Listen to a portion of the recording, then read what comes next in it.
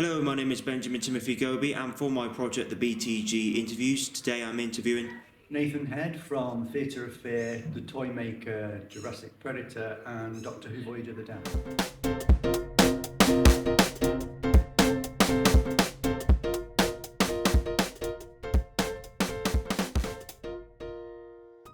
At what age did you start acting and what inspired you to become an actor? Well, I took acting classes when I was a teenager. I used to do like radio plays and audiobooks and stuff, but then I took a break and went into graphic design with an intent to go into production design, doing sets and props, but that never worked out. So I got back into acting about 2005.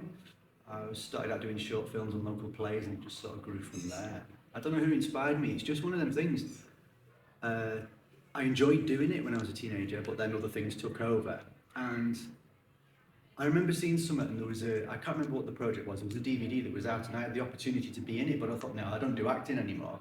And when that DVD came out, I regretted it. So I decided to get back into acting, and I took classes, and as I say, did local shoots and that. And that was it. It grew from there. Question 2. What has been your best and most challenging roles in your career? Best? Do you mean like best performed or best for me? Best as in ones you've most enjoyed, and others that you've not most enjoyed and were quite challenging. I suppose I enjoyed working on Doctor Who, even though it wasn't a really exciting character. It was a good show to work on because I'm a fan anyway. So that was fun. It was a great crew, great cast. The most challenging would be probably this one. I don't know if the camera can see Blaze of Glory. Mainly because, it's like a horror anthology. It stars Emily Booth and me and Martin Hancock, who used to play Spider Nugent and Corey. I don't know if all the people remember that. Because I like extreme horror, but not everyone does. So when I'm on a set and the script is pretty extreme, but there's other people around. You don't know how far their sensitivities go, so you don't want to push yourself too much unless the director tells you to. And because it was the first time we'd all met on set, watching the film, I think I could have been more extreme, more over the top. But at the time, I was scared of looking like a pervert, if that makes sense. Yeah. Do you know what I mean?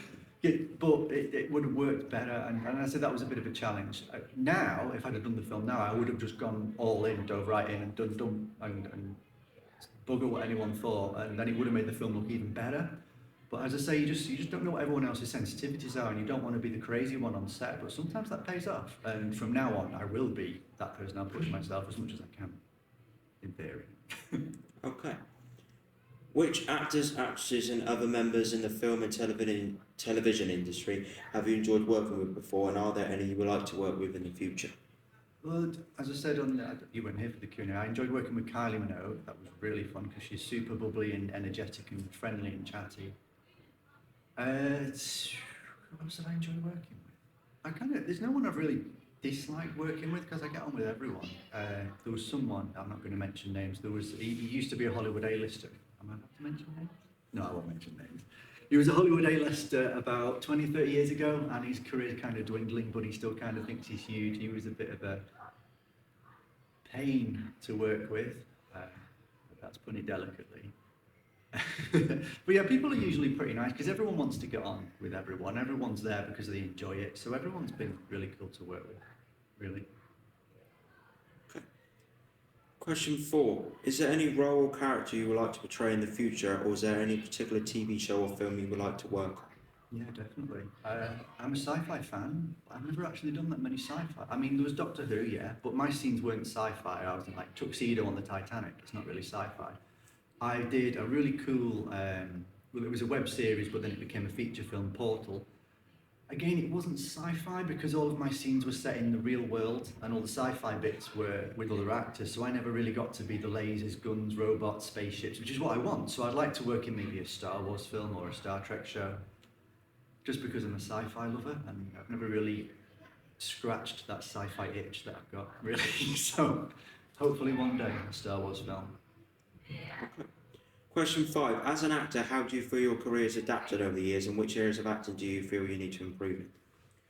I think I need improvement everywhere, really. Because I don't know really.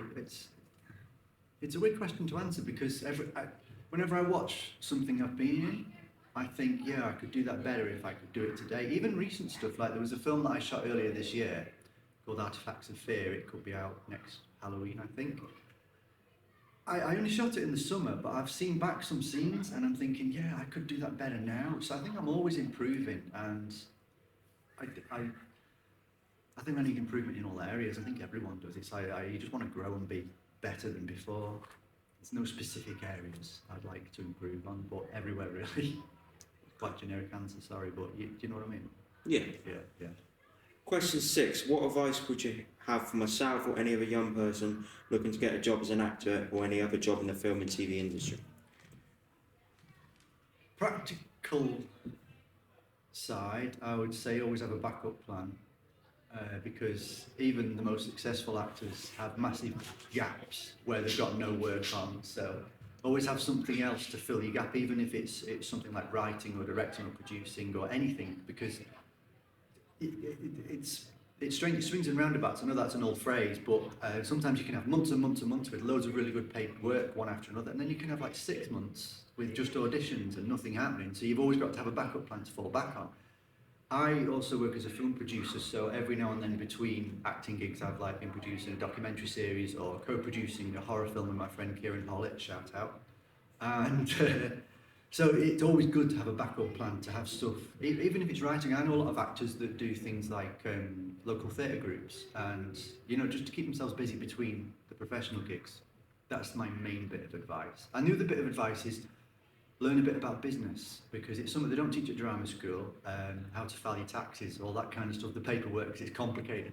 It's only worth paying an accountant if you're earning mega bucks, otherwise you've got to do it yourself, so you've got to have a good head for how to deal with that kind of thing. So that's my 2 bits of advice really.